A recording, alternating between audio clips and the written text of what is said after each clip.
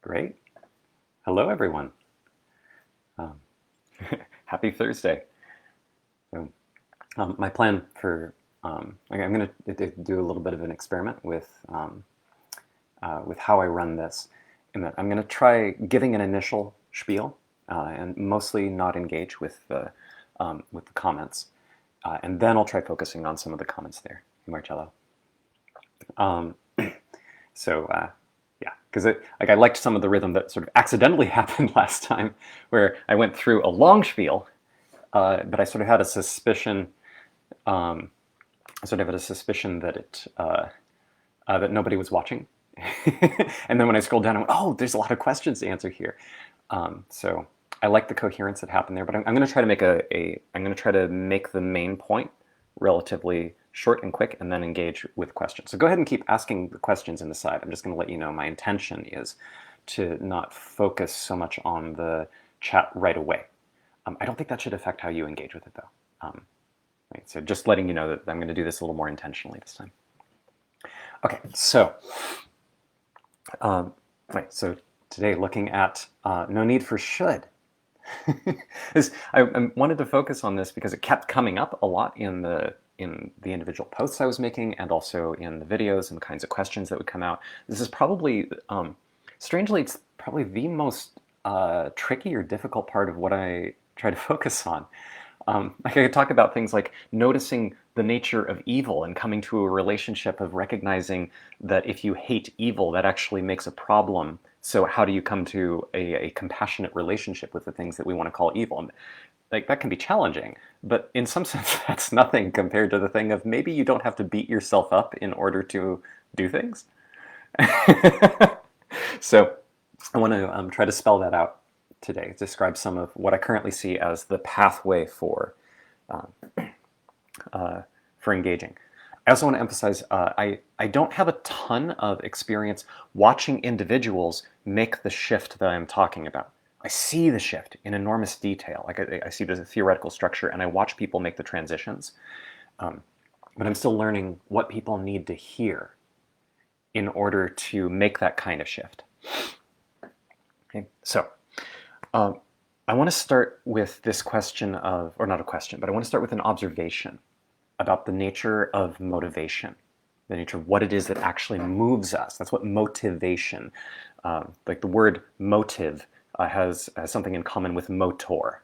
Like a motor is that which moves something. It's the thing that moves your machine. So motive is that which gives you a reason to move. So I often refer to motive force in the context of what it is that motivates an individual. What is it that actually moves them? And what is it that moves you? There's a subtle thing about when I pose questions like this, and I'm noting, oh, well, there's a question about the design here, about how a human mental, emotional, somatic system works. If I pose to you the question, well, what is it that motivates you? The kind of thing that many people hear, the question that they translate it into is, if I ask my mind what it thinks motivates me, what does it have to say? And in a later, probably a later video, because this requires a lot of nuance and discussion and navigation, although I might end up accidentally touching on it in more depth later in this session. But this distinction about, well, what motivates you? Like, what's the answer to that question? How can you see it? Versus, what do you think motivates you? Like, noticing that difference, and the fact that the difference is internally subtle but is actually enormous. It's an enormous difference. Ends up being very key to this question of, or this topic of wise knowing. How do you come to actually have recognition of how your mind works? Not theoretically, that's how does your mind have a model about how your mind works, which might or might not correspond to what the mind is doing. How can you see what your mind is doing? Okay. So just want to hint at that. I'm not going to go into that too much depth right now. But for now, what I'm trying to gesture towards is like this honest question, this curiosity. What drives? What provides motive? What is it that motivates? In in a lot of modern cultures, westernized cultures, modern westernized cultures, you'll find this, which is most of the people who are going to be listening to this, right? So um, yeah, there's this inclination to answer that question with reasoning. Oh, well, what drives me is the care for other people, or what drives me is this fear of what's going to happen to me, or like I need to make sure that I pay off the bills. Like this is just pragmatic. But those are the mental structures that happen a beat later.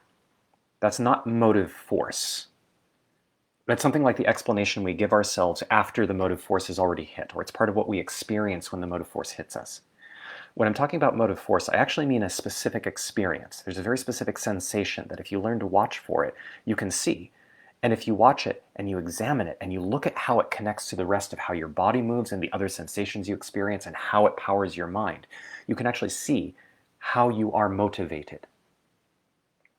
So another way of talking about motive force, a more common English word for this, although there's not exact overlap, but a common English word for the direction I'm trying to point at is urge. When we talk about having an urge, like I just want it, I want to do that, I want to sip from this water, I want to, like, oh, I just want to look over there. The word urge has a very temporary connotation. Like an urge will only last for a moment, and if you sort of outwait it, it will vanish. I don't care about that property in particular. I think that there is truth to it, and it's going to be useful for re-engineering how we're motivated. But for now, the important part is what it means to have an urge is that it moves you. Right? Not that it necessarily succeeds, but that sort of left to its own devices, if you sort of give it control over the steering wheel, and I'll get into more detail about the experience of that, what it means to give it control of the steering wheel. But by default, when we feel an urge, we just want to do the thing. You don't have to go, well, I feel this urge, but do I want to? Like I've got the, like you in order to go through the reasoning of do I want to, you have to hold back an urge. You have to keep it from making you do something. Right? So that's the energy that I'm talking about. This thing of I need to act, need to move, need to go. Right? This is the root of our word urgent. Something is urgent if it summons an urge. And again, the word urgent has come to mean something a little bit different. Like you can stamp the word urgent on a piece of mail, and then people go, oh, this is urgent. And urgent means something like it has to be dealt with quickly. The reason for that is things that show up, things that emerge, and therefore are emergencies, like things that emerge and are immediate, grab our attention in a way that tends to hook our urges, and so they are urgent. They summon urges. They summon our motivation to act. So this, a different way of saying this is, what is urgent? What is capable of being urgent? You might think this is related to, well, what are my goals? But it's actually a lot more, it's simultaneously much simpler and intellectually much more confusing than that. You can have a very clear explanation of, oh yeah, it's a really good idea for me to do this particular exercise program, or to like meditate regularly, or I really want to put in all of these job applications. And here are the reasons, and this is why it makes sense, and it connects to my goals, and I really like those goals, and this is all very important. And you can have all the explanations you like and just find yourself not able to summon the desire. I mean, the entire work of self-talk and reframing and creating tools in your life for getting yourself to do something. The key question is, can you get a link between your conscious plans and your urge, your motive force? Can you plug the power of your motive force engine, your motor, into your thoughts about and your vision about what kind of life you want to lead and how to get there? And on the flip side, we have things that we know we don't want to do, like let me get obsessed with Netflix, or let me get sucked into scrolling through Facebook. Or for people who are trying to quit smoking, there's a trying to. I know I want to quit smoking, but I can't keep myself. That can even hook right back into your own rationalization, your own thought processes, your own thoughts about what plans make sense. Well, I've done so well for the last week quitting cigarettes, so maybe I've deserved one. Where did that thought come from? What was the power that moved that thought to occur? We often don't notice this. We're often not paying attention. But this question of where is the motivation coming from? Where is the urgency to think this thought and to take this action? Where does it come from? Do you notice? By default, the answer is no, and there's a very important reason for that. It's really critical for most of the kinds of mimetic structures we use to organize society to be able to hook us in ways that have us fit into culture in a way that we can't oppose. There's a lot to say about that. I've said a lot about this in abstract before when I've talked about there being two different kinds of memes, two different convergent evolutionary strategies that show up for memes. And one of them is based in bullshit. It's based in disconnecting you from your care for truth. So, and by and large, like not entirely, no culture can function purely on bullshit. It's impossible, because that means being completely disconnected from reality. And, that when a culture shifts too far into the bullshit direction and doesn't address it, that's when it dies, because reality has things to say about whether or not you are attending to truth.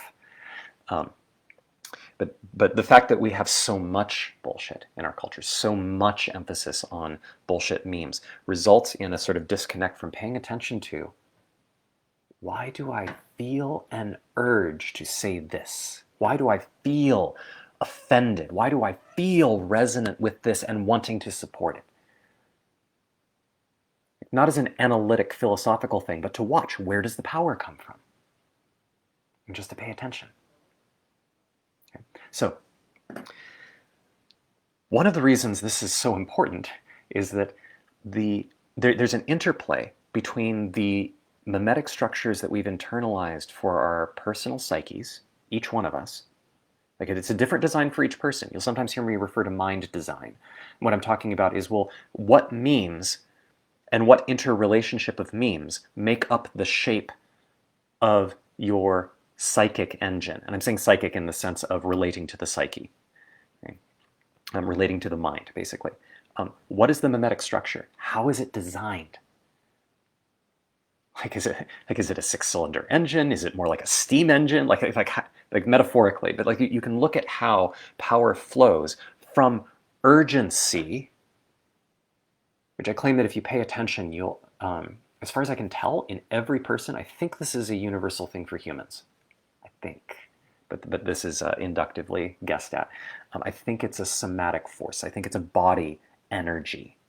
And you can learn to feel the body energy move up into the mind and sort of power and trigger certain thoughts. That's what being triggered is related to. It's this body stimulation that powers certain kinds of thoughts and flashbacks and assumptions and projections, which can often then re-stimulate the body and then create a loop where you are generating motive force, you are generating urgency to be caught in a specific mental pattern. So, there's this question of the design of an individual mind, about how it shapes the channels of the motive force. Where does the motive force get directed? Why? Not as a philosophical question, but as an engineering question. How is your mind designed? We don't have to worry about the question of who is the designer. That's like there's a metaphor trying to gesture towards here. This is like the blind watchmaker thing. So I make a claim. This is something that I claim that you can observe for yourself later. I'm very big on you being able to see these things for yourself rather than just believing me. All of this is a matter of pointing at specific parts of reality I want to invite you to see. I claim that the default mind design that culture installs in children, really, it's primarily in children, but it gets reinforced throughout our lives, is a design that is based primarily on reactivity. It's primarily on this experience of an urge arises, and then there's this implicit belief, which is which is a description of the mind structure. Like the urge arises and triggers a pattern in the mind that assumes that because the urge is there, it must be acted on. It's not even a conscious thought. This is not like the conscious thought is a byproduct of this design. Conscious thoughts are the output of this kind of internal engineering. I mean, when a motive force comes up and moves the mind in a particular way, and that mind says, that urge is saying to achieve this goal, so let's organize the patterns of thought in order to achieve that goal.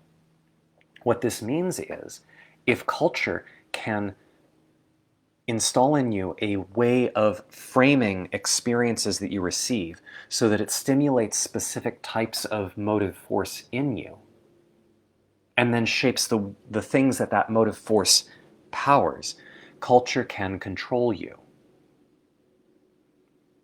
Now, that sounds very coercive, and it is. I claim this is primarily installed via coercion. But the sort of the mimetic evolutionary reason for this is that this was the easiest thing for culture to do in order to create coherence across people. And coherence and adaptability are two of humanity's greatest strengths. In fact, the coherence is a function of the adaptability. But our ability to cooperate and create culture and coordinate is by far our largest evolutionary capacity. Like, my family constantly outsmarts our cats, not just because each one of us is smarter than the cat in terms of keeping the cat from dashing into the garage when we don't want her to go in there, but there's something about the fact that one of us can try to go into the garage while the other distracts the cat. The cat can't adjust to this because the cats have an enormous amount of difficulty even conceiving of what kind of thing cooperation would be in that sense. It's a massive, massive power for humanity. So, but it turns out that creating coordination in a global way that is coherent, that was outside of evolution's vision. That was outside of what evolution could reach, mimetic evolution could reach. So this structure for culture, I think it's just what arose. It's the only thing that was in evolution's reach to be able to make us powerful enough to build empires and, in some sense, conquer the world. And it's also why our conquering the world keeps making the world sick and keeps having us tear each other apart, and makes it so that even though we can all look at each other and do something like, maybe setting our entire planet on fire is a bad idea. And not only do we find it difficult to agree on that, like to even agree that it's happening. And I want to emphasize for anybody who's watching that would describe themselves as climate skeptics, I don't mean to dismiss your view either. It seems important to dialogue with that. Okay, but that's part of what I'm pointing at. Even though we can't even agree on whether it's happening, and even in the cultures and communities where we can agree that it's happening, we can't agree on coordination methods for dealing with it. That's interesting. It turns out this is a natural output of this particular mimetic design. The essence of the design is, there's a bunch of reasons why this emerges. I'm going to make some basically engineering claims about the design, the default design of a human mind in empire cultures. And basically everything in the modern world is an empire culture. The basic design is to install a sense of self that is capable of being evaluated. To threaten that sense of self, to associate it with a sense of pain, and create pathways for relieving that pain. But the goal is not to relieve the pain, the goal is to motivate under the umbrella of dealing with the pain. So what is the pain? Well, if you can get in touch with it, this can be very intense, and the more deeply you get in touch with it, the kind of meditative practices that can let you get deeply in touch with it can induce states that are very similar to taking psychedelics. So I'm not going to be able to just describe to you the pain and have you go, oh, it's that. Now I understand. Like it takes a bit of concentration to shape your mind, to shape the way that your mimetic engine is designed, the way that it currently runs, so that it is possible to let the kinds of observations that I'm pointing at stick in the mind in a way that has high fidelity. There's work to do if that's what you want to do. And to me, that is the work of wise knowing, shaping your mind so that it cares more about truth than it does about dealing with pain. Okay. So, which is not to dismiss the importance of pain. Okay. I think that it is important. So, I've been rambling for a while and I haven't gotten to the word should yet. So I feel like I'm sort of wrapping to that, trying to come to this focal point here.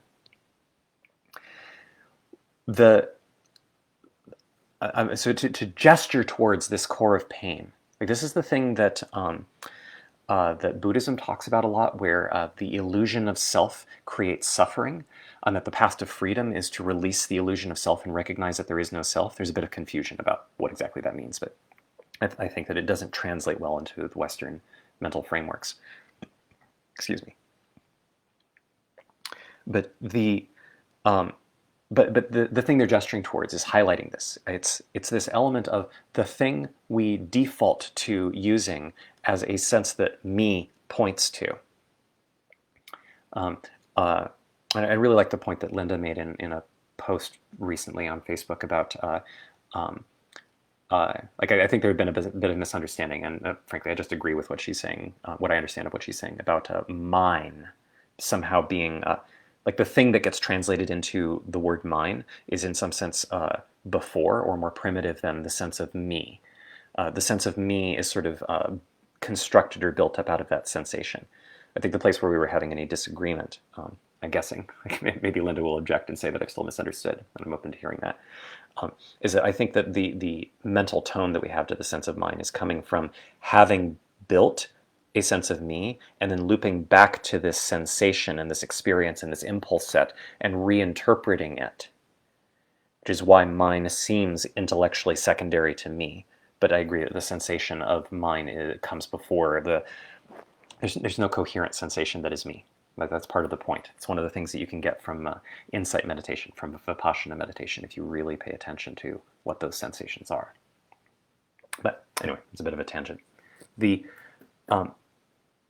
There's this impression, for instance, of what is wrong with me? Like, it's very different from asking, I keep making systematic errors. What's wrong with me? Like, that's an honest question. Like, there's a question of, I keep having these relationships where we say that we really like each other, and then we create a lot of emotional pain, and then we break up. There's some sort of systematic thing there, and it hurts. And clearly, because I'm doing this with a lot of different people, like I'm the common element. So what am I contributing to that tangle, and what might I do differently? Like, that has an attribute that I would want to call clean. It doesn't have to be emotionally detached. In fact, I claim that you can't get there by emotional detachment. I think emotional detachment just creates the illusion that you're there. But rather it's by feeling it more intensely. Like, this really hurts. So what can I do differently? How might I engage in it differently? But there's something extra that happens when you go, oh man, I just keep screwing up all these relationships, and God, what's wrong with me? That's the pain I'm talking about. What's wrong with me? Not everybody experiences it that way or can access it consciously that way. Sometimes this actually gets experienced as pride. Yeah, I did a great job there. I'm really incredible, aren't I? Yeah, I'm super good at this. Why does it matter?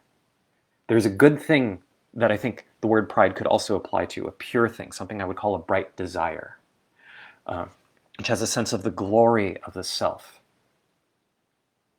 the brilliance of being. There's something very real and potent there, and I think it's valuable for all beings to come to a recognition and relationship with that sensation. It's a sensation, basically. But when the pride is in contrast, I am good because of my skillfulness. I am better than that person. I am better than I was. Oh, that's interesting. So what if you become worse? That starts to hint at the pain. If you have a pain that is based on a concept that is incoherent, but you can't see the incoherence, and then you're given a bunch of channels for promises for relieving the pain, but none of them quite work. But you can't update on that. You can't internalize the fact that they're not working. Then culture can motivate you. And then you can be part of culture, which includes you doing the same thing for other people, encouraging them to focus on their pain, but not knowing that's what you're doing. Almost nobody's consciously intending that. But yeah, work harder. Like really strive for it. You're worth it. Yes, I am. And what's with the yelling? So there can often be very loving intentions behind this stuff, but those intentions are part of what this kind of mimetic structure uses. It's part of how it works. So when we engage with other people, and then we tell them, oh, well, I'm upset, and you need to care about that. It's really important that you care about my upsetness. And if you don't, I'll be more upset, and that makes you bad. If you buy this thing, oh, yeah, I might be bad. Oh, well, but I mean good. I mean it. Oh, really? We'll prove it. You can prove it by doing X, Y, Z. Oh, I can prove it by doing X, Y, Z. Okay. It's co-manipulative. The whole thing, the entire structure of culture, the foundation when we come from this kind of engineering design is co-manipulative. That's the core. And I want to be clear, I don't mean it's bad. That's more of the same thing. It's more of the same bullshit. What does bad mean? It shouldn't exist, but it's right here. I'm pointing out what I claim is an observable fact about the engineering of human individuals and therefore, implicitly, but also observationally, of culture. Speed limit, 35 miles an hour. Radar enforced.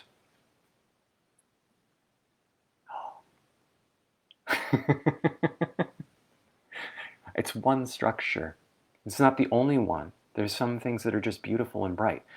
But if the beautiful and bright things can shake culture, then culture needs to, the term is accept, but if you think of it as appropriate, I think it's reasonably close.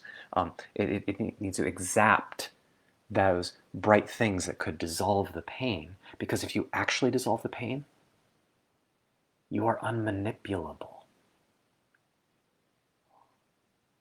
And then what kind of being are you? What would a culture of unmanipulable beings do?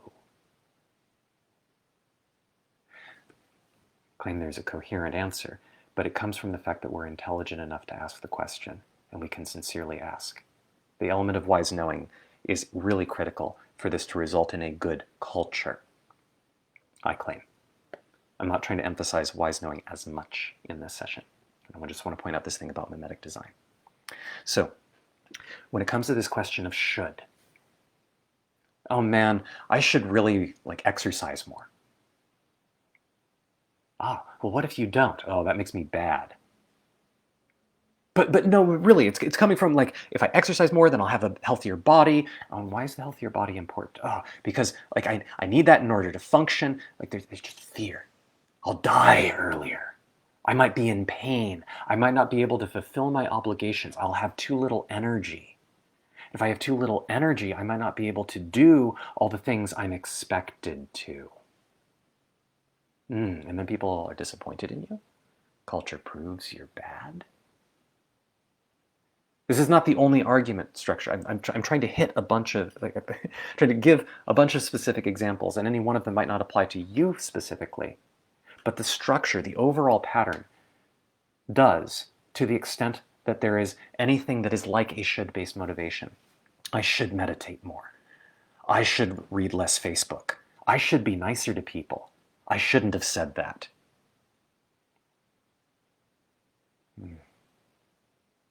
Well, you did. So, what does should mean? The purpose of that phrase, I want to be clear that the word should gets used in a bunch of different ways. I'm not talking about the word. Like there's a difference between, like, if I let go of this cup, it should fall. That's a prediction. Oh, I'm trying to make bread. I want to make bread this afternoon, but I just noticed that I'm completely out of flour. I should go to the store. This one can be twisted in the way that I'm talking about, but it can also not be twisted. I'm talking about a cause-effect thing. I want to use flour. I don't have flour. That means I need to get flour in order to achieve my goal. There's something very clean about that.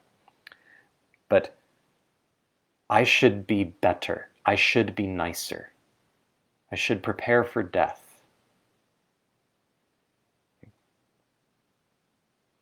Again, that can mean the middle thing. But people are often in the habit, because this is how the mimetic engine design is by default, are in the habit of thinking that all of these cases are the cause-effect thing. If they can come up with a logical reason why it's a cause-effect thing, then they must not be motivated by the pain. They're motivated by the goal. And again, not everybody. I'm doing wide swaths. Human mind design is pretty vast. But this is a very, very, very, very, very, very common basic structure. If you can see it with crystal clarity, you can move towards freedom. So, the alternative to this should-based motivation, the pain-based motivation that I see, is to disconnect the compellingness of urgency. That doesn't mean you ignore urges. You can't do it by ignoring urges. What that means is that urges appear and you shove it out of consciousness, so they operate in the subconscious mind. They operate outside of your vision. That's just a different mental design. You're running the same motor. If you want to actually change the motor so that you don't have to run on pain, and so in particular, well, let me zoom out and highlight. There's the main difference between these two designs, the main functional difference. I'm describing a lot of the details of the should design. But the main functional difference is that the should design has no coherent central intelligence. You're outsourcing fundamental questions about how to design your life to culture, to others, to your environment, instead of making it a dialogue by which you achieve the goal you have chosen. Part of the way that it does that is that it makes you confused about who you are. It creates this false set of ever-moving, ever-twisting sensations that you mentally assign the identity of you, that cause you to forget, for instance, the fact that you're watching this video from behind your eyes. Right? You're breathing. There's a lived experience right here. It's curious that even though that's the foundation of everything you do, you can think all these thoughts about who you are and what you want and what you're planning, but you forget that you exist. I assume this is true for almost everybody. It is very difficult by default to remember that you exist for more than about 3 seconds for most people. A lot of meditation is a matter of remembering that you exist so that the mind organizes around you, not thoughts of you that you confuse for you, but you, the source of bright desire, the source of will, the source of choice. And, there's a lot to say about that. And I'm just trying to point at experience and at experiences and also experiencing itself, trying to get this sense of there's actually a relationship there you can come to understand directly, that you can redesign your mind to reflect accurately. And then your mind becomes in service of you. Right? So, because there's no coherent intelligence guiding the structure of should, it's purely reactive and tends to be shattering. It tends to create disconnected pockets. It tends to create compartmentalization. This, on an individual level, is why you can run into contradictory desires. And on a global level is, like, we see the reflection, because this scales, it's fractal. This should-based engine appears in how culture functions, because it arises from how individuals function. Like there's like a co-defining process that happens. And so the mimetic structures of culture end up fractured as well, which we see, for instance, in the United States with the split between left-wing and right-wing politics, although it's shattered even more than that, right? Where you can have various factions of the left wing, like feminism and trans rights activism, at war with each other. Well, isn't that interesting? Right? So this shattering effect is a fundamental necessity of the should-based motivation, unless there is a coherent force that you are outsourcing all of your decision-making and your control of urgence to. That you're outsourcing it to. This is one of the reasons why things like guru worship and cults are appealing. They can resolve the conflicts by having a stable thing that can just decide for you. Unfortunately, that stable thing is just as shattered as you are. So the alternative is to cohere it around a central point. Can't be a belief. There's an engineering reason for that. I claim that the essence needs to be consciousness itself. I'm not going to go into the logic of that right now. This is a question of design that you can come to see for yourself. I'm happy to go into in more detail later, or maybe somebody really wants me to and has some questions about this. But the basic design element that I'm saying is around consciousness. You don't do it by thinking, you do it by changing your relationship to urgency. And that comes in 2 steps, as far as I can tell. One step is you disconnect the experience of urgency from action. Not total disconnection, you're not numbing yourself. You're actually experiencing it more. This is the thing that I've been talking about in terms of being willing to be with whatever body sensations arise, without trying to get away from them, without trying to do something to make them go away, without believing them too much. It doesn't mean you ignore them. It means that you decide by listening.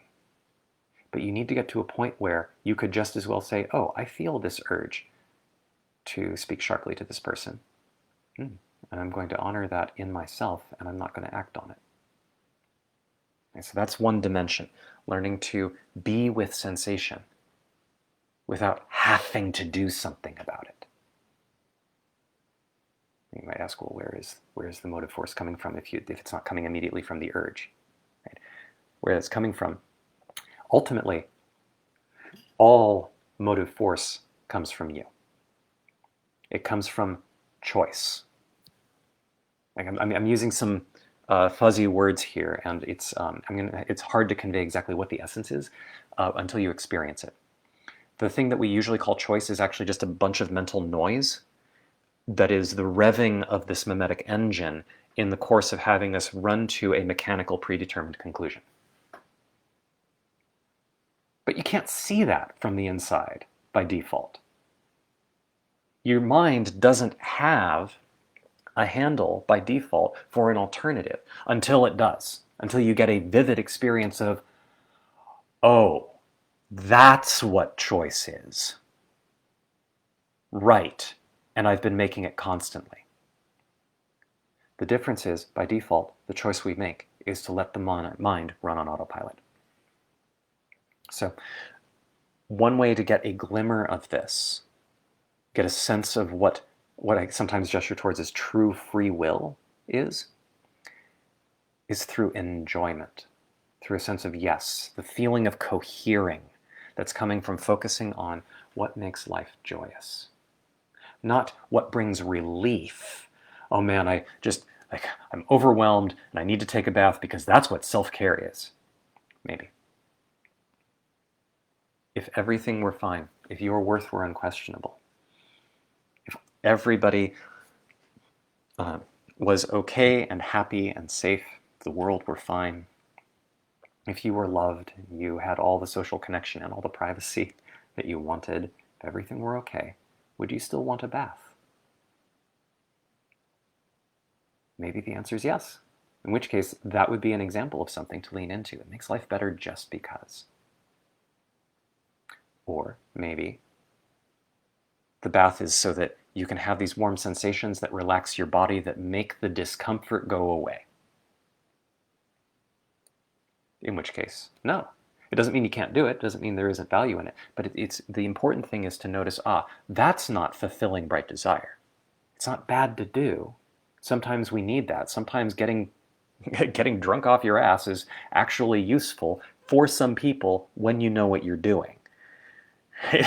To sort of loosen up the system, to get it to relax. Same thing with, I think it's more healthy to do things like pausing and taking some deep breaths until you can relax. But many people don't know how to do that. Like you work with what tools you can. But there's still something missing if you don't choose to enjoy life. If you don't look towards, how can I taste this food and enjoy it more? Really feel this breath right here and right now. Can I enjoy this moment? Not tell myself I should. Like I can tell myself I should if I want to, but that's not enjoying it. Some things are easier to feel joy in for a given person than others. There's a neat kind of mental tool that I sometimes use of a 2x2 grid. I mentioned this in a previous video, and I still haven't gotten to sharing this in detail. But basically looking at what do you really enjoy doing such that you feel energized afterwards. It's really helpful to have a list of things like that, because by default, our minds are really bad at producing them. Most people have a really hard time noticing what things they really enjoy. So knowing what you would really enjoy that gives you energy afterwards. It may not necessarily be the things that you have an easy time choosing to do, but knowing that those are options and then making a point of doing them, doing something like that at least once a day. But ideally, you eventually make this something that is the ongoing way that you motivate yourself. What would feel wonderful right now? Not what would get me away from this sensation of discomfort and boredom. Am I doing something wrong? And oh wait, that means I'm trying to get away from something. Let me get in touch with that urge and be with it until the grippiness of the urge dissolves. And then return to, cool, now what do I want? What would make life wonderful? There's an engineering reason, a mimetic engineering reason to think that that kind of duality, that dual process of dissolve the hooks and focus on a cohering force, will move the mind design towards something that can have a coherent intelligence designing the mind, or be the organizing principle of the mind. Okay? There's totally a way to see this clearly as to why it would work. So that's something I'm not quite sure how to tell you how to see it quickly. And I'm wanting to start moving towards reading some of the comments and answering. But I'm wanting to encourage you to remember that all of this is me sharing what I see, what works for me, and what I see from best as I can tell are basic structures of what should work for many, maybe most, possibly all, although usually very few things, if anything, actually works for all people. But this stuff should work for a pretty significant number of people, and if not, it can be a reasonable basis by which you can see and figure out what does work for you. The key thing is to notice that by default, our minds are not designed to show us what's really going on. In fact, they're often designed to keep us from noticing or remembering what's going on. So just learning to see that, to track it. I mean, that's where all the should stuff comes from. You can learn to see that for yourself. So just paying attention, learning to see this stuff for yourself so that your mind can organize around lucidity. It can learn to organize around reality instead of organizing around ideas. Instead of organizing around received mimetic structures that are part of how memes propagate and part of how culture compels us. Okay, so I want to read some of your comments and start replying. Yeah, Daniel, the stream is a little earlier this time. I have now twice ended up late for appointments afterwards because I planned on the live stream ending earlier than it did, and so I just wanted to shift it earlier so that I'm less likely to make that mistake. Hi, Rupert. Let's see. Dawn says, "I'm a hop on this evening when free. Looking forward to your offering here." Okay, cool. Well then, good evening. Okay, Marcel says, act on your urges intuitively feels like the opposite of how society controls people in some respects. The picture in my mind here is an elementary school telling the student not to fidget or play with their friends and pay attention. Yeah, so I think this is this is a direct reflection of the thing that I was talking about how the mind is not designed to show you what's actually going on. Okay, but the thing is that so you imagine, so the tone, like don't fidget, don't play with your friends, pay attention. You notice the tone is not a sense of invitation. It's not saying, you seem to be getting distracted. There's something valuable for you over here. Here's the ways you're being distracted. Here's the value. Like I want to offer you a kind of value. Are you open to paying attention? Right? That's not the spirit. The spirit is, hey, stop that. Like there's harshness to it, firmness, discipline, an authority figure, which is like the should structure and the pain-based orientation is a huge amount of where the charge around authority, not the basic social structure of authority, but the charge, the sense of it's an authority, the authority threatening me, like that cringe, like that aura of cringe and power, that's coming from the threat-based power structures. So noticing, stop fidgeting. No, stop playing with your friends. Pay attention. You're doing wrong. You're doing wrong. Do better. This whole business of be a good boy, be a good girl, because of a lot of the gender identity politics floating around, this is starting to decay a little bit, at least in the circles that I've seen. But this was a major historical thing in our culture. Are you being a good boy? The whole thing with like Santa Claus brings presents to good boys and girls, to good little children. But to bad little children he brings coal. Right? So this whole business of it's not do whatever you want. That's not what I'm saying. Urgency, the power of urges, is a basic biological force. It's there in animals too. Like the difference between somebody who's like just laying there sort of going, and I really want to get up. Here are all the reasons I want to get up. Come on, me, get up. Okay, I don't seem to be getting up, right? Like that's having these thoughts, but it's not hooked up to urgence, to the urges, to the motive force. Right? So children constantly feel this motive force because they're animals. I don't mean that diminutively at all. I mean that in the sense of all humans are animals. And children are animals whose minds have not developed enough to either guide the urges or to suppress them. And as they get older, we install more and more structures to help them suppress these structures, to help them suppress the urges or direct them through subconscious channels. So this sense of, oh, when you feel this urge to talk to your friend, that's bad. What does that mean? It's here. What do you mean it's bad? Like maybe it results in bad things, but that's not the argument being presented. It's not the emotional argument being presented. The emotional argument being presented is you are wrong for acting on this urge. Well, what should I do instead? Like this should starts to slip in. This concept of in order for me to move from being bad towards being good, for me to ameliorate the fear associated with there being something wrong with me, the way I might be rejected. Like in order to deal with that, I have to do what? Tell me. Pay attention. But it's boring. Well, then you need more discipline. Well, then you need to care more. Study harder. It's just a matter of strength. You'll get better at it. You'll get better at it.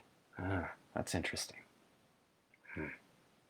Right. So this is part of the installation of the weird pain structure that creates the possibility of a motivation structure based on pain, a motivation structure based on bullshit, you are unevaluable. I don't mean that you are precious beyond measure, although I think there's a way of experiencing that is very true. But it's more like the preciousness is inherent in all of existence. It's not compared to something. Like, that is precious in this sense is the same as that exists. Right? So the idea is not just to let people do whatever they feel urges to. It is to shape their urges and connect the existence of the urges to this structure of pain. And then provide the illusion of outlets so that you can work towards something that might, in theory, ameliorate your pain without letting you update on the fact that they don't work. In fact, sometimes when people get that sense, they start to internalize this doesn't work. This is one cause, not the only cause, but is one cause of one of the forms of depression. Nothing I do can save me from the fact that everything sucks. Yeah, if I were to get a job, but the job's stupid. This is one of the reasons why depression can sometimes result in people seeing the world more clearly, because, well, you need to do this in order to earn your worth. Yeah, but it won't work.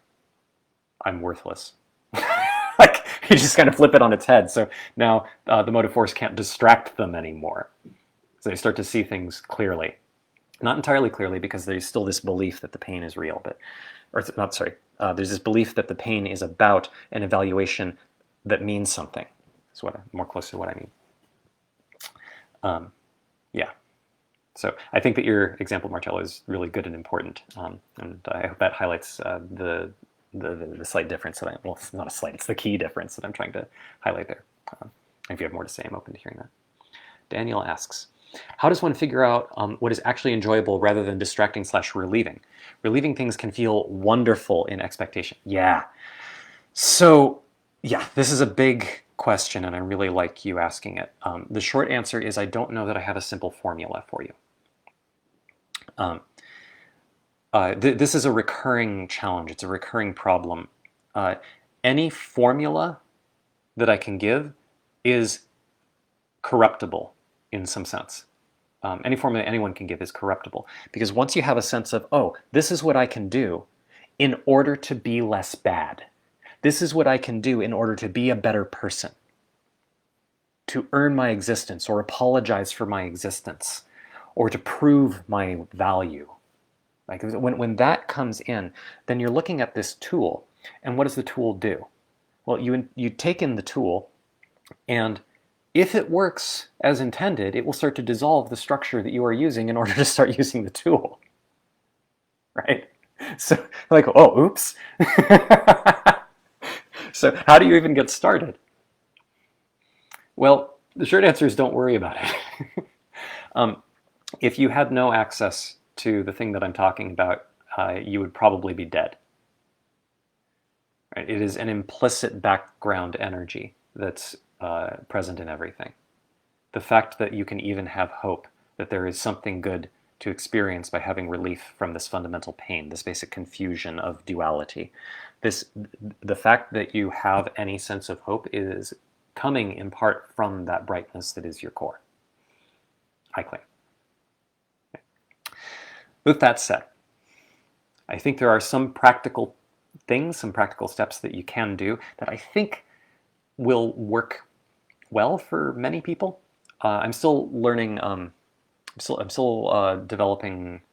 The phrase that's going through my mind is I'm still developing PCK on this. I know that's an opaque phrase for many people, and others will go, oh yeah, the PCK thing, if you've been to one of the CFAR workshops that where I introduced this concept. But the short version of PCK is the pragmatics of what kinds of pitfalls learners are likely to encounter in practice, and what kinds of things actually help them. I don't have a lot of that for this question of bright desire and focusing on the joy and the coherence. And there's a lot of stuff out in the modern, the modern emerging spiritual communities, and very strong in a lot of coaching cultures that are trying to develop this PCK. excuse me, this learning trajectory, like what actually helps people. But I don't think that they're tracking um, the basic memetic engineering questions. And because of that, a lot of the things that they advocate have to do with, well, instead of believing this thing, believe that thing. Have faith that the world means you well and that it's just a matter of letting go and trusting. The problem with any kind of conceptual faith like that is that it is corruptible by the shame should engine. It can be co-opted. Oh, I'm not letting go in the right way. Okay. Right.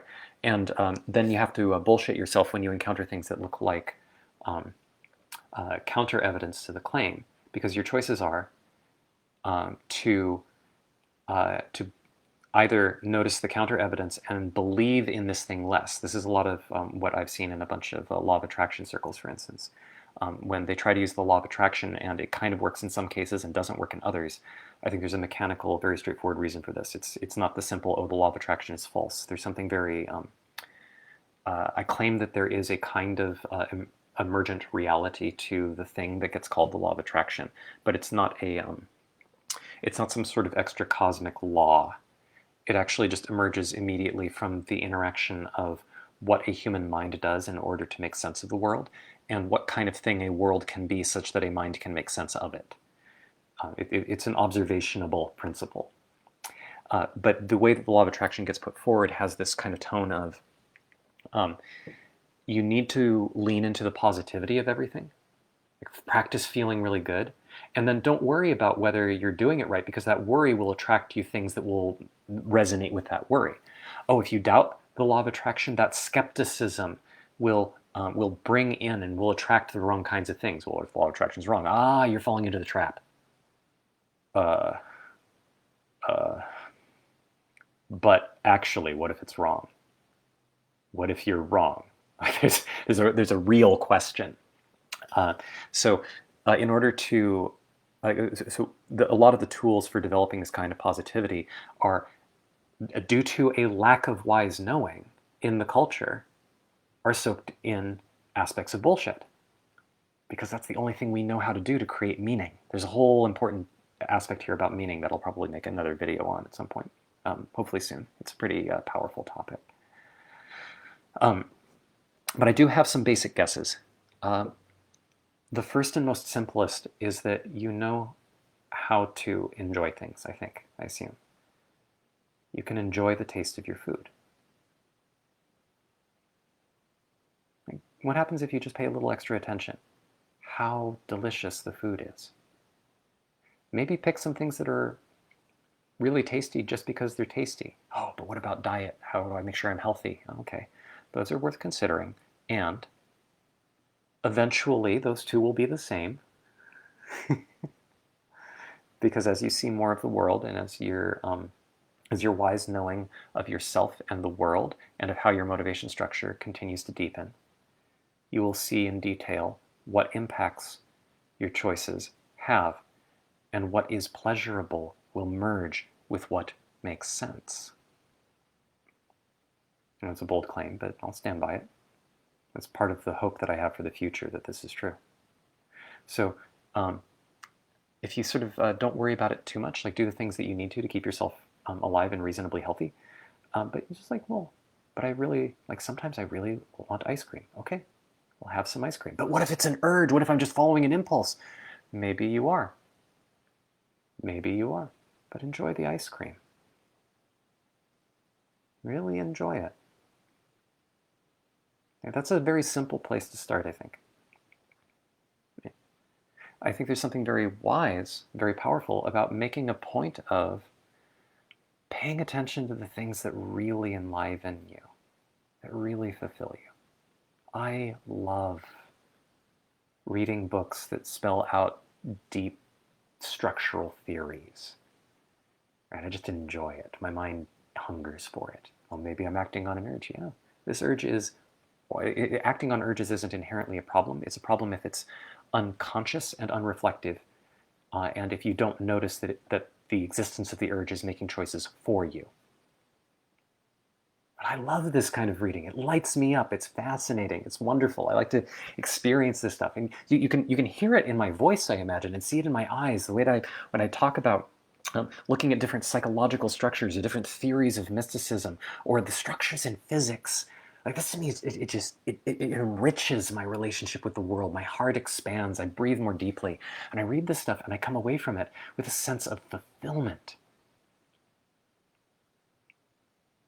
And maybe a sense like maybe I've spent too much time on it and like I have other things I need to do. Like that's the shame stuff. That's the pain stuff. And if you could start to learn to distinguish that, you just try to pay attention. What livens me up? What's really delightful? One hook that works for some people is, what do I feel like I have to earn the right to let myself do? What if you just do those first? There's some questions about dopamine hacking that would suggest, oh, but what if I reward myself for doing the things that I should do with the things that I really want, that are really fulfilling? Yeah, for some people that's important. But yeah, I still claim that's an intermediary. I don't have to deal with attending to dopamine hacking. I just pay attention to what the real effects are. And then I do what I want. And that becomes more and more true the more I lean into this alternative mimetic design. This alternative mind design. It's a different way of channeling motive force so that it's not fighting itself and it's not fighting me and it's not creating pain. So I guess the short version is pay attention to delight, which probably the easiest place to find that first is physical pleasure, like tastes and the feeling of the sun and the delight of taking a breath, just paying attention, noticing that. And then seeing if you can lean into actions that fulfill you, knowing you're going to mess up and you're going to feel bad about messing up, and the feeling bad is a kind of messing up, and oh God. And that's just the old engine doing its thing. That's part of why it's important to have the other side guaranteed. If you lean into pleasure, you're going to start to bring up a bunch of things having to do with shame and feeling bad and so on. It's inevitable because that's part of the mimetic immune system of this type of mind design, of the should-based mind design. You're going to bring it up, which is why it's important to do both sides. Yeah, focus on pleasure, focus on delight, focus on fulfillment, focus on ease, giving yourself a break. And when stuff arises, go, oh, and then there's a kind of work to do, which is pause, take some deep breaths, spend 5 minutes, half an hour, 30 seconds, whatever you can spare, whatever is feasible for you, to really be with those sensations. And so both sides of these are important. It's a balance. Not 50-50, but 100%, 100%. Like fully being with all of the present experience and fully choosing what you really want to do. That's the aim. So I hope that answers you. A lot of it is also, I don't know, experiment. And as you learn, I would be interested in hearing what you discover. Okay. Ronnie says, something I've been thinking about that seems related to this is second-order desires. Why would you desire a mind to have wants, and then also to want to have different wants than the one it in fact has? Besides, it's a really funny practical joke. This is not desiring to smoke and also desiring to not die of cancer. So you weigh those and decide what to do. That makes sense to me. Oh God, this is not, quote, desiring to smoke and also desiring to not die of cancer. So you weight those and decide what to do. That makes sense to me. Then you just figure that out and smoke the right amount. But wanting to not want to smoke, what is that about? Yeah. When you encounter a desire to have a different desire than the one that you have, I think that what you're actually looking at is your mind being confused and encountering the cracks in the mind shatter that are produced by bullshit. That's the simple short answer. When you have something like, I want to smoke, and I also want to not want to smoke. Like, what does that mean? Well, it's like you have two parts, the part that wants to smoke and the part that wants to stop. How are there two parts that are not linked up in dialogue and doing the computation that works well together? There's something separating them. And then when they interact, they're clashing, and they're both pulling pieces of probably motive force, although they might not be pulling pieces of motive force for the reasons that they appear to. This is one of the artifacts. It's not just an artifact. This is like part of the design feature of bullshit. Like the reason that a mind would have bullshit in its design is to make it so that consciousness does not interact with the real reasons for a bunch of the thoughts that you have. So one of the reasons to have a desire for smoking and have a desire to not desire to smoke is to stimulate the pain of inadequacy. The sense of, I just can't, I'm trapped, I am a victim of the world, I'm a victim of my own impulses, but it's just my own choices. Why can't I stop? Why can't I want to stop? I mean, I guess I want it to stop, but I want to not want it in the first place. How do I change that? Grrr! Like that. The purpose of that is to distract the mind from noticing the pain design of the should engine. That's not a universal fact about all minds, but that's one possible reason it can emerge. So the desire to have different wants than you have is a perversion. Now, I claim that in many cases it is a perversion of something that is much clearer and purer. The desire in some cases is not to not desire to smoke. Like the desire is not to remove the desire to smoke. The desire is freedom. The desire is to have a mind that is free of bullshit. And that is coming from you. It is coming from the light. It is coming from the consciousness. I'm going to wave at a bunch of stuff here because this starts to step into territory that is very classically mystical. But there's a very clear experience that when you get it, when you see it, which is to say when the mind reflects it, when the mind has enough of a coherent design that it starts to be able to reflect the role that consciousness plays, the role that brightness plays. There's a quality of brightness, of light to this. In Jewish mysticism, this is referred to as an experience of beauty, an experience of tifereth.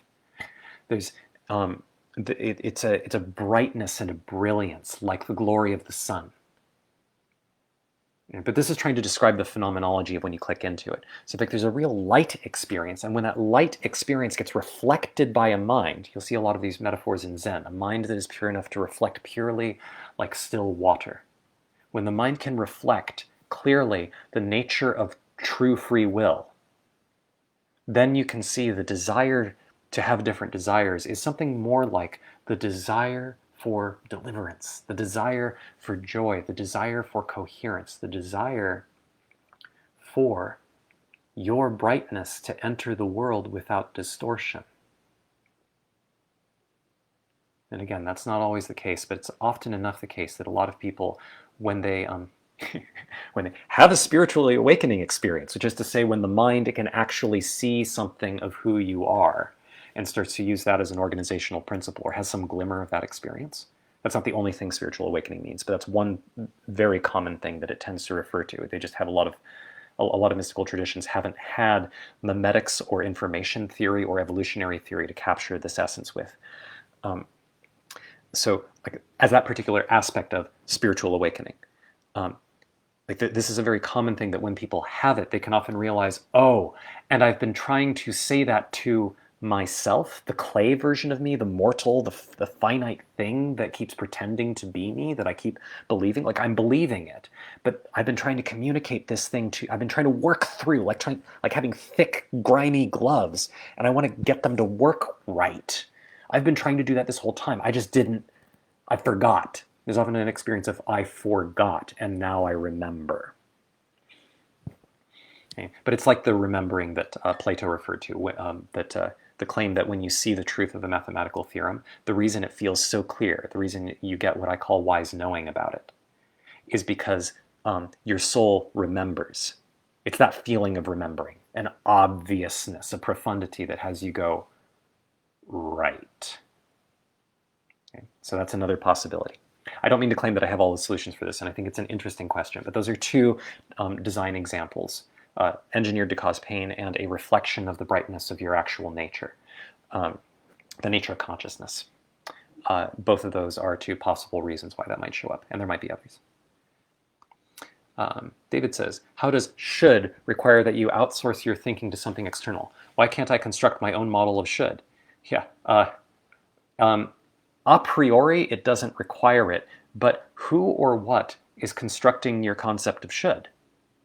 My reflections. Okay, so what's motivating the reflection?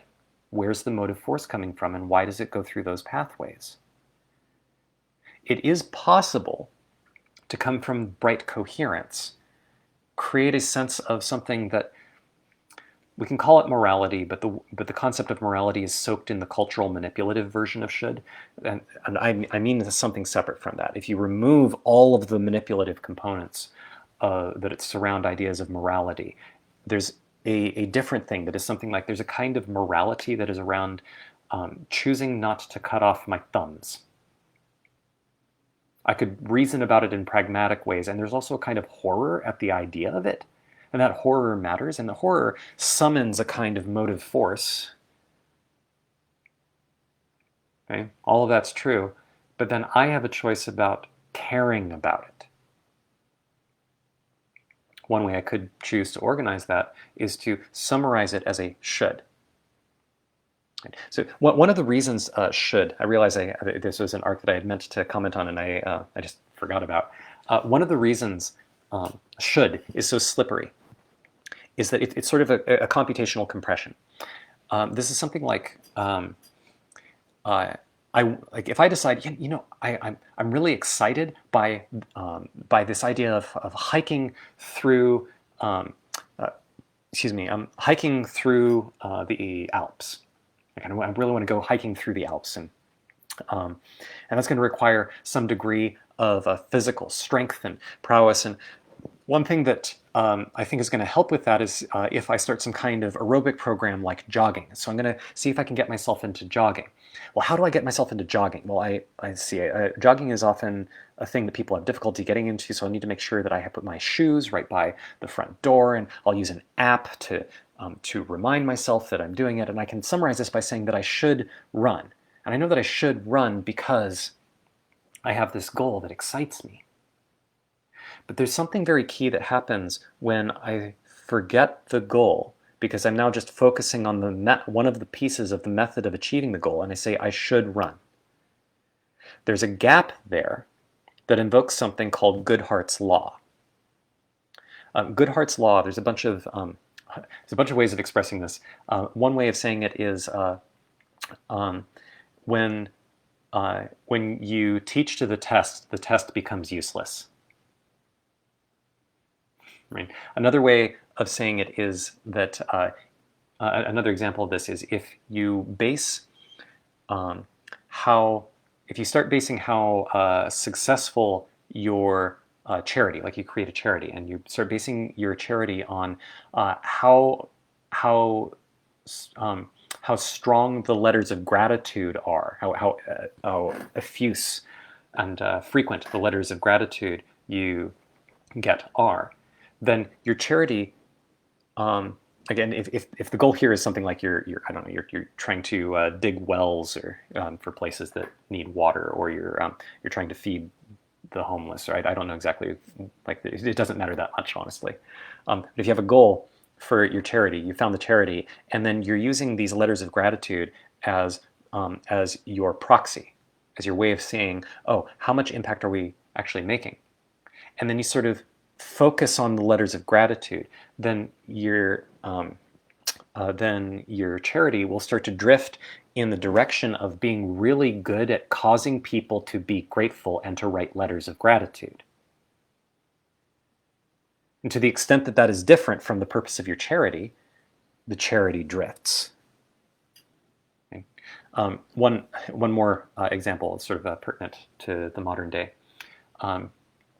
If you care about tracking how many cases of COVID are arising, and you decide that the way that you're going to track this is by tracking how many reported cases of COVID show up in hospitals. And you use, and then instead of paying attention to the purpose of this is to track the number of COVID cases, you're now going to track the number of reported COVID cases, and then you're going to send money to hospitals that are getting crushed by the number of COVID cases, which you're actually using to say the number of reported COVID cases, then there is a pressure for the hospitals to report more COVID cases, which means that there's a bit of a bias towards, oh, like this person got hit by a bus, but they've been tested for COVID and they came out positive, so we'll say they died of COVID. Okay. Sorry, I'm conflating mortality rate versus incidence rate. Um, but this was a problem that a number of people were objecting to on the front lines, saying when somebody would die, like doctors and nurses and people on the medical front lines, saying, "Well, I've been feeling this pressure, and I've been told explicitly, like if you can find a way to say that this person died of COVID, do so." Right. So each of these are cases where the thing you're using to measure what you care about becomes the target, and and this is the key part, you forget the purpose. So when we design our minds using should as a proxy, when we're using it to compress, that's like the middle version of should I was talking about. Oh, I should go get some flour because I wanted to make some bread and make sure I take care of that. If you forget that the purpose was to get flour and all that's left is this floating should, where does the motivation come from? If you're not paying attention to the fact that the motivation comes from the bread, then the care that you have about creating the bread can't flow through into the care about doing the flour. So the motivation has to come from something else. And we've been taught a way of doing that. You connect it to your sense of self-worth, and you motivate through a desperation to get away from the pain of your possibly threatened self-worth. Right. So it's not that you can't use should as part of your mind design. It's that when you start focusing on should, and should becomes the thing that, well, yeah, sure, I can reason about it. And when I reflect on it, I can remember that the purpose of going running was to strengthen myself for doing the hiking in the Alps. But that's not the focus when you're running. It's not present. It's not alive. It's not where the urge is coming from. If that's not where the urge is coming from, then it has to come from something else. And by default, when you do that, you invoke Goodhart's law. Your mind will find another motivation source to grab, another motive force. And the easiest one for minds in this culture to grab is the core pain of identity. So, not saying that you can't use should, but it's very slippery. And in practice, if you use should as part of your mind design and you don't end up with the pain engine, it's because you are connecting it to what I keep calling your bright desires. The urgency is coming from joy. And even very hard things, even difficult things, even things that are awkward or uncomfortable, can become things that you can engage with because there's brightness to the reason for doing it. There's meaning. Meaning is saturating the action. So I hope that answers that. Brandon says, for people who have constructed a system within themselves that revolves around coercion and seem to demand it as being the only way of interaction, how can you interact with them in a better way, other than just avoiding them? Like they simply refuse to cooperate, yet you need to cooperate with them for some reason, like a boss you have at work or something like that, for example. Yeah. So I want a more generally viable answer than the one that I have for most people. I have a very clear energetic stance, a very clear sense of, okay, this is how you tell, this is the core, and I'm not quite sure how to communicate exactly that thing. And in practice, I don't know what to do. Like I know some things that I think are improvements, but I don't know how to resolve cases like when somebody is dealing with a coercive boss for a job that they need in order to pay their rent and they don't see an alternative. But I don't think that's as stuck as you might think. The core essence, well, I'll say the most extreme version, just because it's a little playful and sometimes having a bit of a shock is helpful. I think that it is really helpful to cultivate the capacity to be willing to choose to die.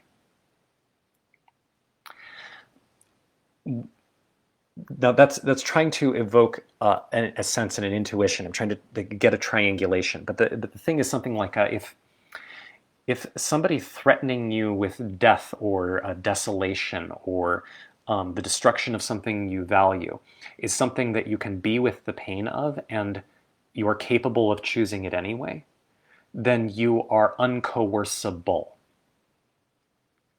Right? That's part of the whole business of making it so that urges are absolutely welcome. The form that the urges take, and they're saying, do this, is absolutely experienced, totally vivid, absolutely present, and still doesn't get its hands on the steering wheel. The steering wheel is for you, not for them. If you can get absolutely clear on that, then you can take a stance of something I keep wanting to call incorruptibility. From there, with a clear mind, you might decide that it makes sense to play along with the person's manipulative core, but you aren't getting hooked. They can't compel you. There's a very different experience when you're orienting that way. It's a very, very different experience. But in order to be able to do that, you have to be willing to piss them off, to have them threaten you, to have them follow through on the threats. You have to be willing to accept that. You have to be willing to choose it. Because if you're not willing, that means they've got you by the mimetic structure. They've got you by the gut. They've got you by the urge. So creating that kind of cleanness, the utter indomitability, developing that. And I don't think it's like an on-off switch, but it has more of that nature than you might think. It seems like there's something very important in that kind of space.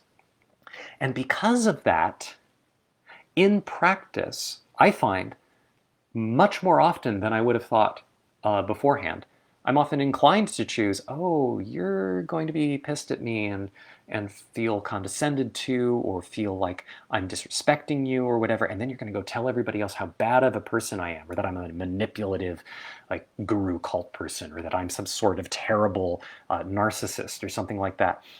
Being able to go, well, that hurts. I'm scared of the possibility of the outcome. And tough, go ahead. I don't want you to, but I'm not going to play your game. And maybe they follow through. Maybe they follow through. Maybe it creates pain and difficulty for me, and that does make things harder, and I don't like that. But being able to come from a place where I don't have to convince them that I'm a good person, or that we are compatible, or that we can sort stuff out. Instead, I can just come from a place of actually wanting to, and hoping that because I actually in fact want to, and that I'm being clear as I can be, that they are capable of receiving the signals of reality.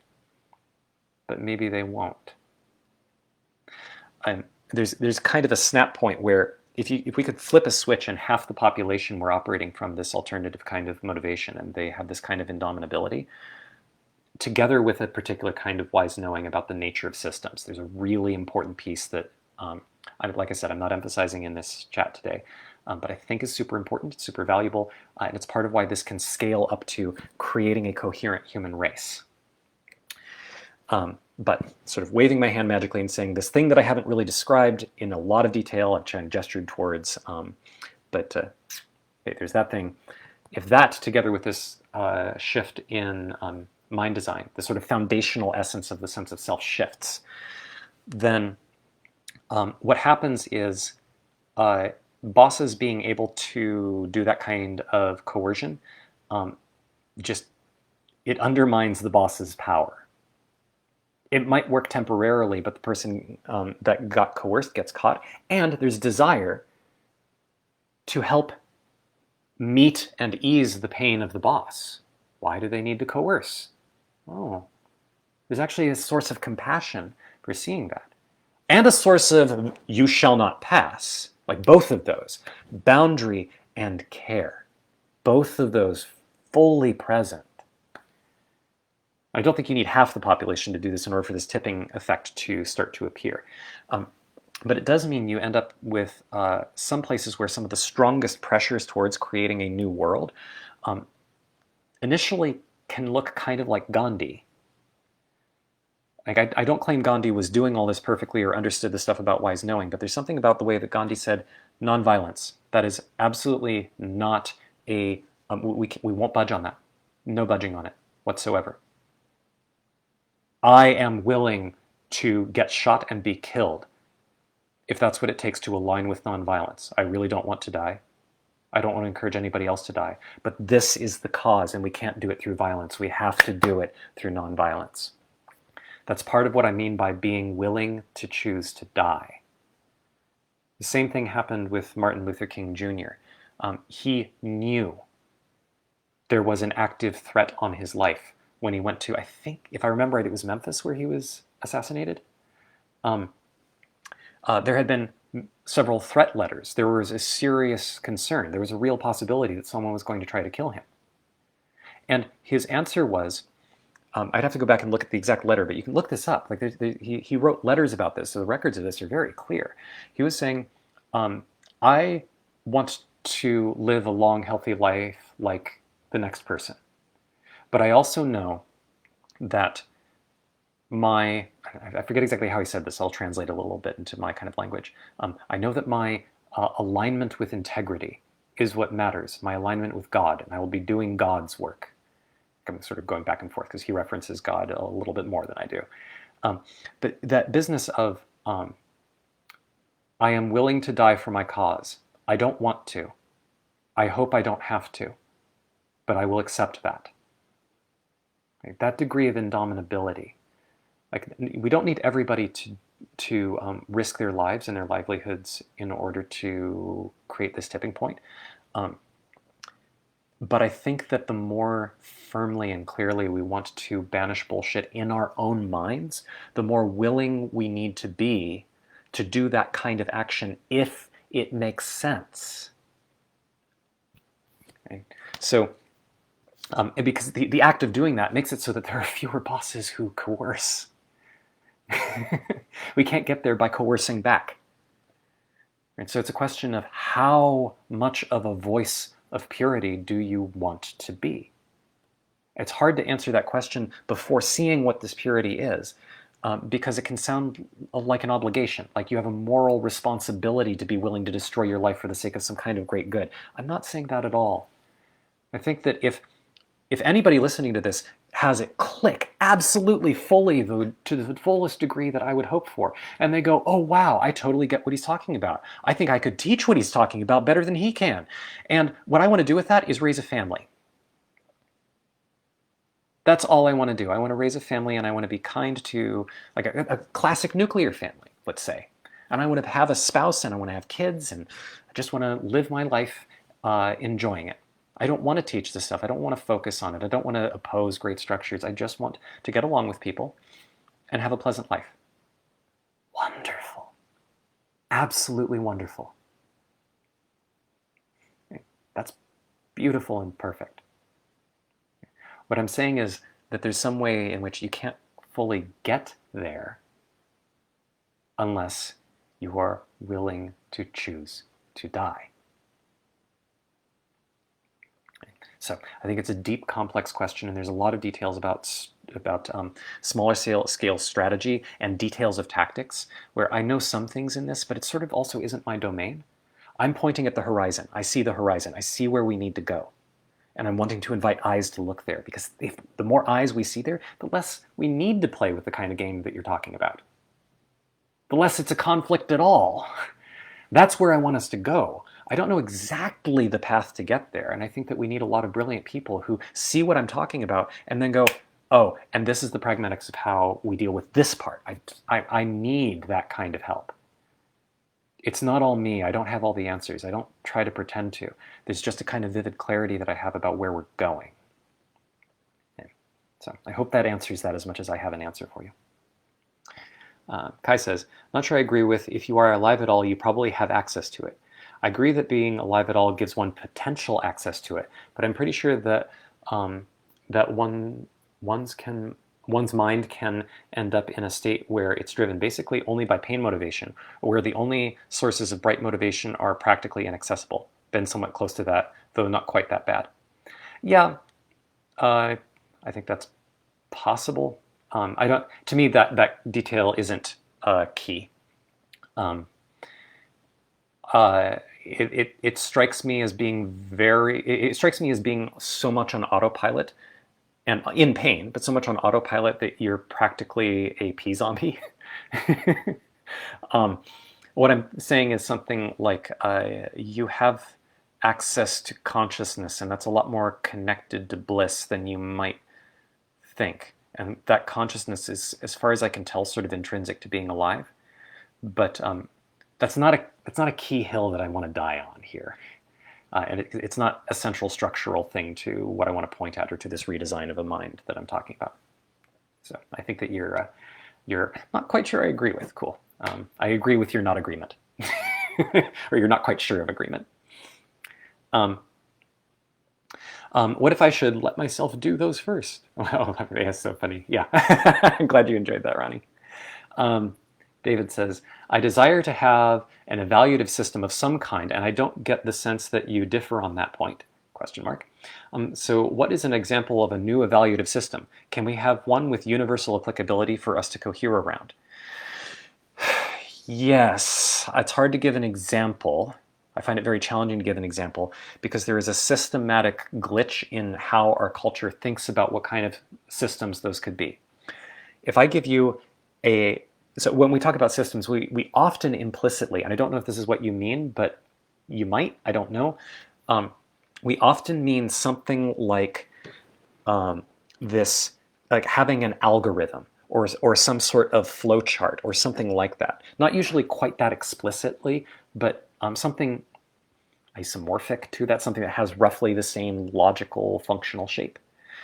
And so you can end up with things like like what flashes through my mind is Ayn Rand had what she claimed was this process of deciding what is ethical and what isn't, having to do with individuality and her axioms of existence, consciousness, and identity, and blah, blah, blah. Like her understanding of what an axiom was and how you do logical progression was just insanely broken. But I grew up with this stuff. My parents dove a lot into objectivism when I was a kid. Excuse me.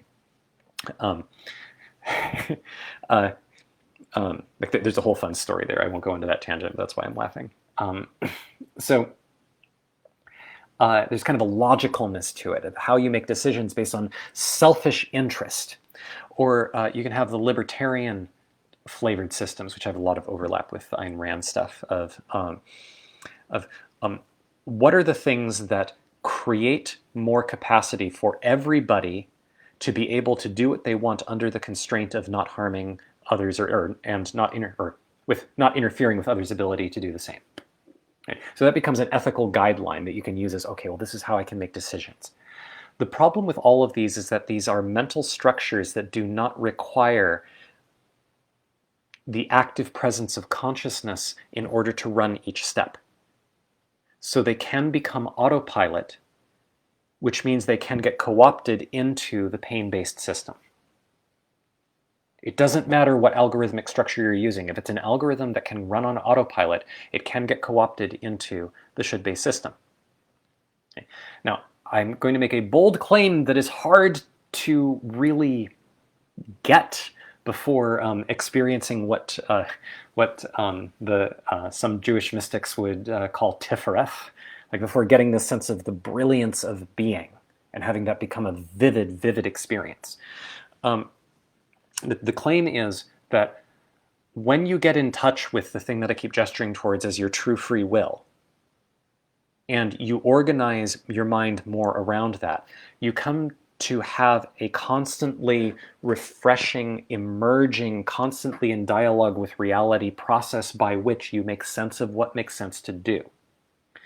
This gets deeply intertwined with an ongoing, evolving process of seeing the world clearly with this thing that I'm calling wise knowing, not as a theory, but as a direct perception that is tied to theoretical structures that have a deep sense of recognition about why there is necessitation in there and where there is uncertainty.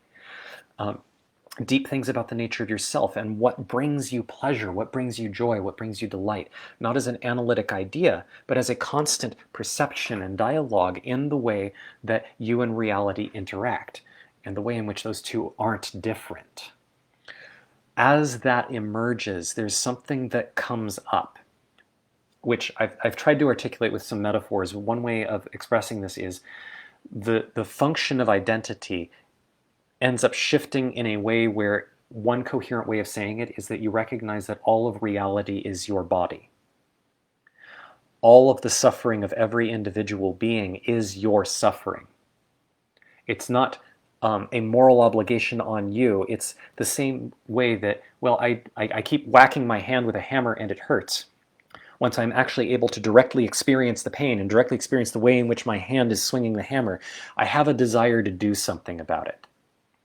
I don't need a detailed framework to orient to it. It's a fact about the nature of experiencing that structure. It emerges from the clarity of the conscious experience of my ability to swing my hand and the sensation of the hammer on the other hand. It immediately emerges. This, I think, is what Mahayana Buddhism refers to as compassion. So we could say something like compassion becomes the organizing principle of how you make decisions and what your evaluative system is. But the thing that compassion maps to in a mind that is still trying to do this all computationally on autopilot from the mind-shattering motive force of the loosely said should-based engine, the should-based motor, the way that gets experienced is, compassion must be, like, this is one example. There are many variations, but one example is compassion must be a particular sensation in my body. When I think about somebody else's suffering, I feel something in my chest or in my throat, and there's a bunch of movement that happens in me, and if I let that move me, then I will do things. That's how that comes about. And that's like that desire, like what that ends up being experienced as this urge to end the other's suffering so that this discomfort goes away. Like you can start to hear some of the like cringe, like get away from it. I can't stand this sensation structure. And if I can do that, then that's kindness. That's mercy. That's compassion. But that's not. It really isn't. Compassion, actual compassion in the sense that I mean it. I may be bastardizing the concept in Buddhism, but I'm going to keep using the word compassion anyway to gesture at the thing that I mean. Actual compassion means that you can watch somebody torturing themselves with, I hate myself and I hate you for not fixing it and I hate me for hating you for all of this and everything's terrible, my life is awful, to be able to be with them and to just be present. Not have to fix it. There may be a desire to, but to be present with what actions would actually reduce suffering throughout the entire universe, not as an analytic thing, but as an immediately perceived thing from the way that you are interconnected with all of reality. And that might mean just sitting there being quiet while they get really upset with you about the fact that you're sitting there being quiet. Because it's not your job to fix them. That's not what care is about. Sometimes it means letting people destroy themselves. It doesn't mean that you like it. It doesn't mean you're disconnected from the pain. But it means that you don't need to make them do something different. Notice the manipulative core, the coercive aspect that's implicit in that. You don't need to make them do something different because you can't stand the pain that comes from feeling what's going on for them in more and more detail as you become more deeply intertwined with your sensations of reality and your accuracy of seeing truth. What it means to be incorruptible, unmanipulable, includes some things that I think a lot of our modern cringe-based, manipulation-based sense of ethics would look at and go, what the hell are you doing? Why aren't you doing this? Well, there's a reason. Do you want to hear it? Oh, you don't want to hear it. You want to coerce me into taking action. Well, I'm not going to fall for the coercion because that supports more suffering than following the action you're talking about would alleviate. But you can't hear that too. So I guess I will just sit here and nod and say, that's nice. I disagree. I'm putting up a barrier. And I'm sorry that you can't understand why. So I know that I'm kind of swimming around your question, David. The really short version is I think that there's a dynamic thing that emerges and I don't know how to describe the dynamic thing better than I just did. And I might find, as I deepen my skill with this stuff, that I would want to massively fix that, and maybe I can say it a lot more simply later. If I wanted to be really quaint about it, I could say, it's all based on love. But same problem with love. Love is often considered to be a body sensation. That is connected to a kind of urgency that has to do with manipulating people into meeting our needs. And I don't mean that. I mean another thing, which once you experience it is like, well, I guess we can call that love. Sure, that makes sense. And I totally didn't understand it before, so it's like, okay, might as well call it flibble. It doesn't matter. Okay. Jake says, I'm enjoying sharing part of my morning with you. Plus, you can try reframing the act of quote-unquote messing up as potentially pleasurable. Yeah. There's a fun flip that doesn't work for everybody. This reminds me of. I'll just share this quickly. This is, well, there's a bunch of threads that this is inspired by, but probably the most coherent description of this stance comes from Carolyn Elliott. Or the most coherent stance I've encountered comes from Carolyn Elliott, who wrote a book called Existential Kink. The idea, I won't go into the full thing, but the idea is basically variations on, this doesn't do it justice, but a very quick way of saying it is, give up on being good. Decide you're bad. That isn't quite what Existential Kink says. It says to really enjoy the misery that you're in. Stop pretending that there isn't a part that really loves the suffering that you're experiencing. Instead, just really indulge it, really satisfy the part of you that really craves your suffering and your misery, in the sense of like, oh God, I won't be able to pay the bills. Oh, can you feel how thrilling that is? Like that's Existential Kink, getting into really loving the experience of the sensations that you feel like you need to get away from. But it's the same thing. It's you take the thing that you're using to push away an experience and you flip it around so that you suck the experience towards you. So deciding that you're evil or you're bad, and there's something kind of awesome about being naughty and wicked, like I am a villain.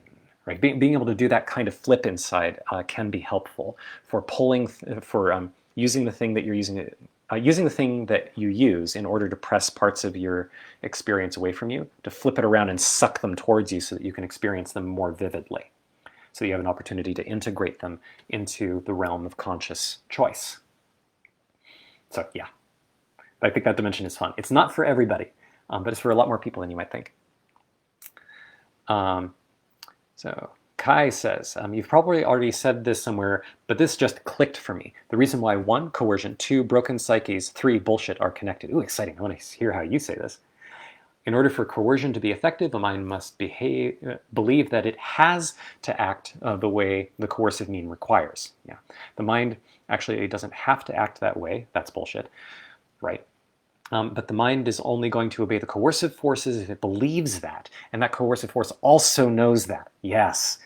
Then it makes game theoretical sense to deceive yourself into believing that you have to obey the coercive force, since that removes your incentive to rebel, which in turn removes the coercive force's incentive to kill you and find someone more reliable. But since it's still not true that obedience is your only option, your psyche needs to shatter in order to hide that fact from yourself and to maintain the bullshit. Yes, beautifully said. This clicking, courtesy of the rereading The Intelligent Social Web and The Elephant in the Brain at the same time as listening to your talks and also healing some personal trauma. Yeah, The Intelligent Social Web is an article that I wrote for lesswrong.com. If you go there and you search for The Intelligent Social Web, you'll see it's an article I wrote several years ago. I still roughly agree with the ideas of it, although I would write the content quite a bit differently now. And The Elephant in the Brain is an awesome book. Okay, and Daniel currently has the last question. Currently, we still have a little bit of time. All right, so how does one incorporate a goal many steps away into the desire to do something towards it? Yeah. So I love the question. There's in a way this deserves its own video, because this closely relates to the actual experiential nature of mind shatter.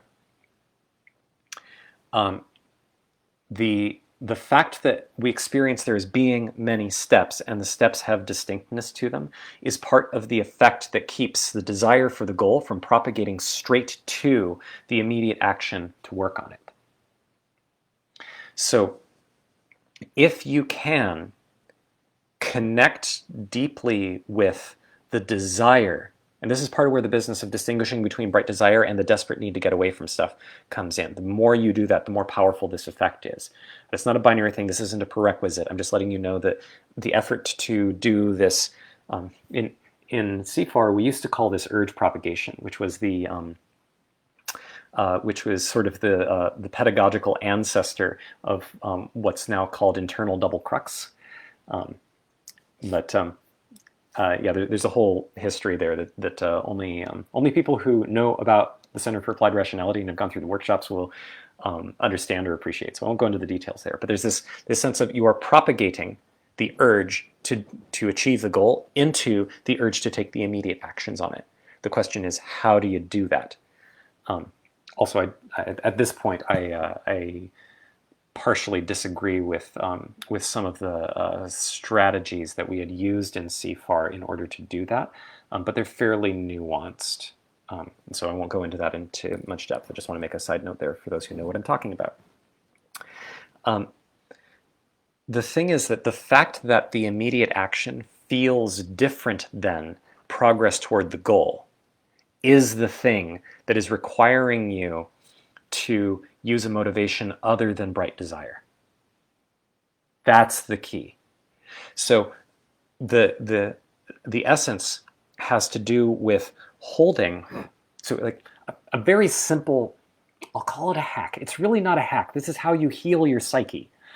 But it requires that you have this foundation, that you are being with sensations, you're developing the skill, and you're moving towards coherence in your psyche, which I'm claiming you can often be experienced as what I call bright desire.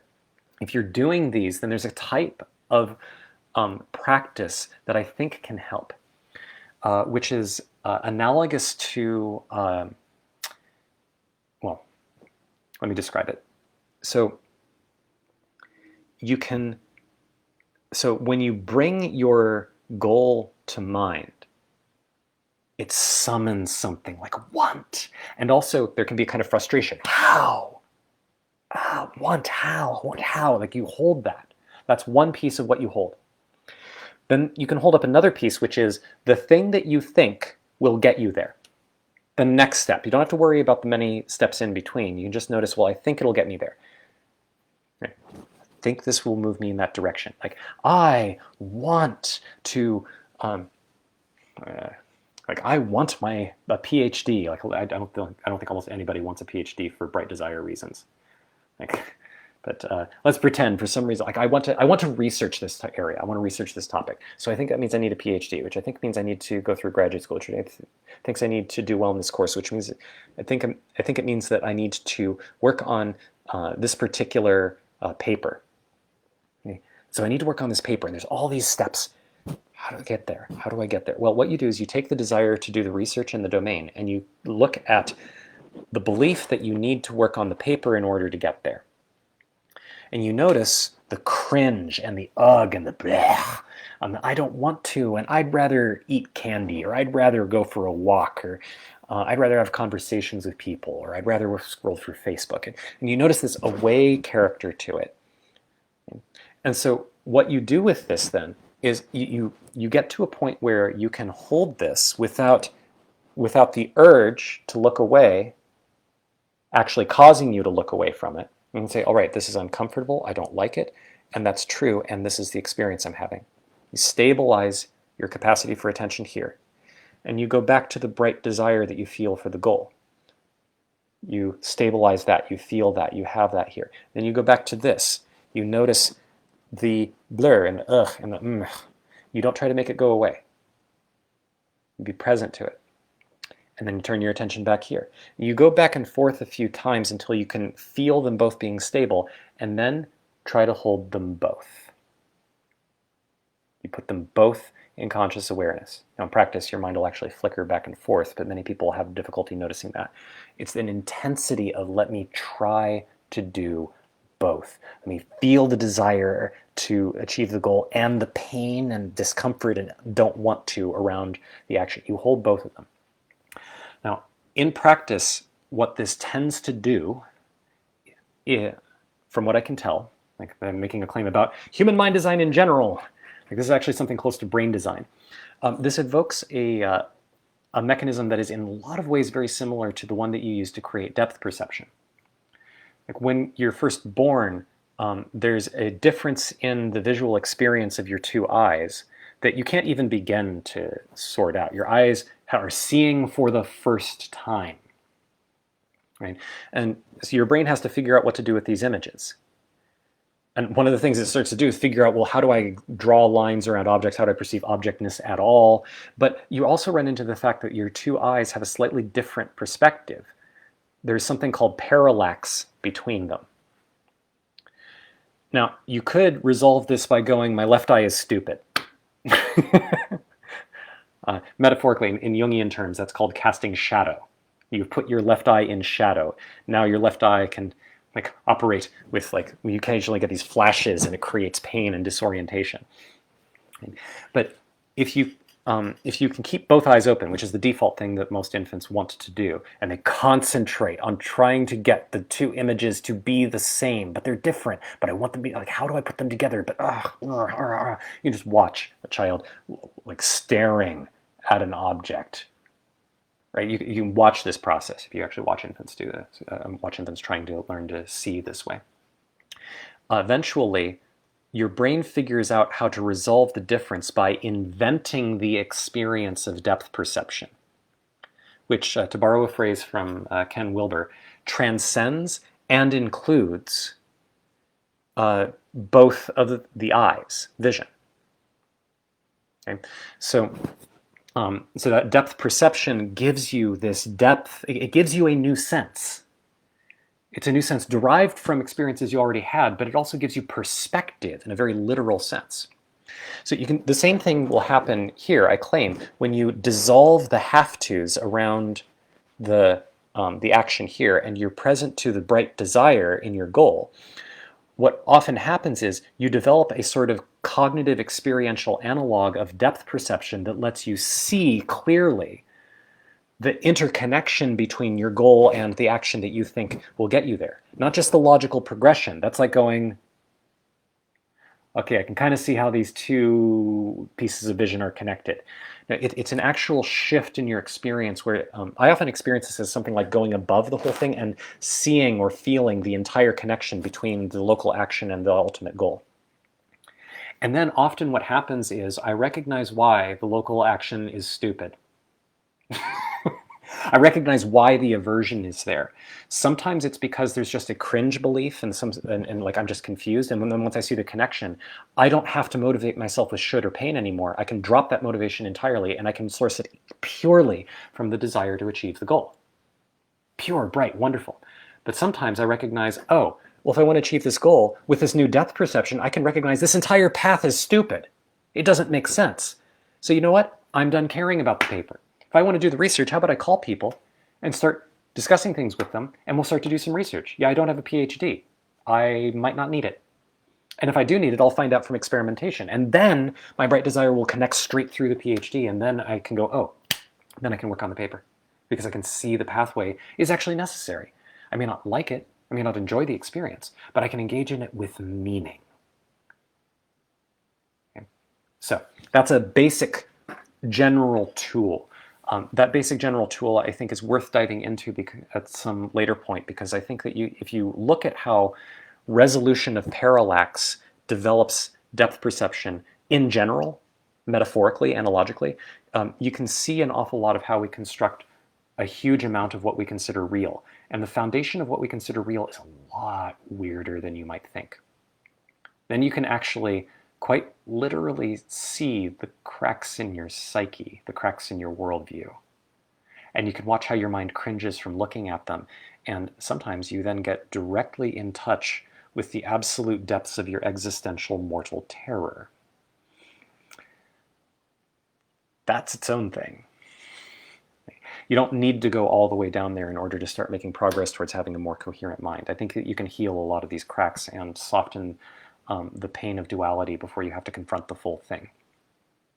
And then it's easier to integrate what you see when you start getting more in touch with the basis of your actual experiences. But that starts to veer into a really pretty explicitly mystical territory, things that have classically been in the domain of mysticism. And I want to give that its own proper time at some point, hopefully quite soon, because there's a lot of richness there. And I don't think that we need to wrap it in mystery the way that we currently do. It doesn't have to be wrapped in faith, and it definitely doesn't need to be wrapped in mind-numbing religion. Not to say that all religion is mind-numbing, but some is. We don't need that. I think that we can approach the whole thing with wise knowing. Okay, so that's one direction that I'm looking forward to diving into in a later point. Okay, so looks like I'm at the end of both the comments and also my time. So thank you so much for listening.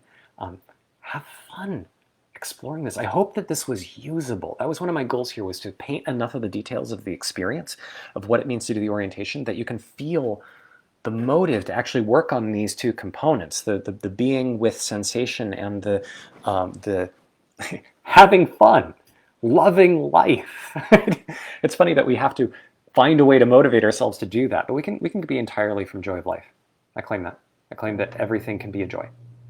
And I want to encourage you to do that. So hopefully this has become usable to you, a little more usable, and with some understanding at least of the theory of why. But always remember, the point of the theory, the reason I talk about any of the theory, is to help you see for yourself. Okay? I'm super happy to get parallax with your perspective. Right? It helps me to see my distortions too. Okay? So thank you so much for listening. Thank you for listening all the way to the end. Yeah, and we'll talk more in the future.